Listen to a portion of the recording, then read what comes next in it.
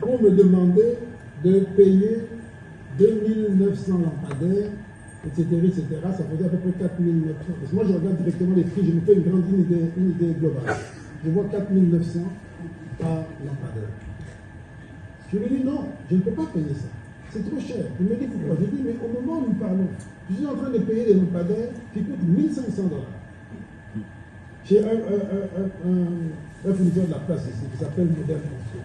1500 $, je livre dans tout le pays. Et on ajoute 120 $ seulement pour l'installation. Alors comment je vais payer à quelqu'un? Il me dit c'est pas les mêmes lampadaires. Je dis je veux bien, mais même si on n'a pas besoin de Rolls-Royce de lampadaires ici. On a besoin de ça de lampadaires.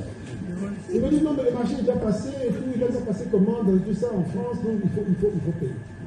Et il fait son lobbying en disant que c'est pour lutter contre le corona, etc., etc., et tout. Et finalement, je dis bon, comme c'est un gros montant et que je ne suis pas convaincu, j'appelle en premier l'inspecteur général des finances. Je lui dis voilà, on me fait pression ici pour payer ces histoires de lampadaires dans le cadre de la lutte anti-corona, tout ça.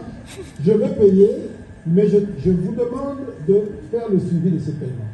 Et j'ouvre un compte qui s'appelle Hôtel de Ville / Investissement, dans lequel on loge l'argent. Qui a la signature de ce compte? L'Hôtel de Ville. Pas moi, l'Hôtel de Ville. Et je dis que seulement 30% de l'argent peut être donné aux prestataires pour les travaux locaux. 70%, ça ne peut être payé que directement aux fournisseurs étrangers. Tout ça pourquoi? Parce que je sais que quand on paye par lettre de crédit aux fournisseurs étrangers, on sécurise le paiement.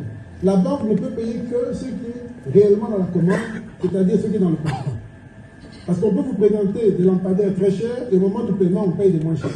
Alors avec une lettre de crédit, je sécurise, comme ça je sais que la banque ne pourra payer que les lampadaires qui sont décrits dans le contrat. C'était exprès, j'ai fait ça exprès justement pour qu'il n'y ait pas de tricherie possible. Et c'est ce qui s'est passé. L'hôtel de ville, le gouverneur Ngobila a signé un ordre de mission, il a envoyé une équipe, son ministre provincial et une équipe, pour aller même visiter l'usine qui fabriquait. Tout ça, j'étais au courant de rien. Je viens de voir ça maintenant dans le dossier, qu'il avait envoyé une équipe même pour vérifier tout ça. J'entends un journaliste qui est quelqu'un d'intelligent, je sais qu'il est intelligent, mais qui dit comme ça, habillé en soutane, les mains levées, que moi, je ne suis... Il dit, Ngobila n'a rien à voir dedans. Le ministre a lui-même décidé d'acheter et puis de mettre ça sur le dos de l'hôtel de ville. Mais moi, je dis, mais c'est un dossier qui m'a été amené sur la table. Le gouverneur est là. Je lui ai même parlé ce matin pour lui dire, je suis désolé, c'est pas correct ce qui s'est passé. Moi, c'est pas mon dossier. C'est à vous de vous justifier de votre marché. Et donc, s'il y a une justification à faire sur le marché, c'est l'hôtel de ville, et c'est... Voilà, monsieur le ministre.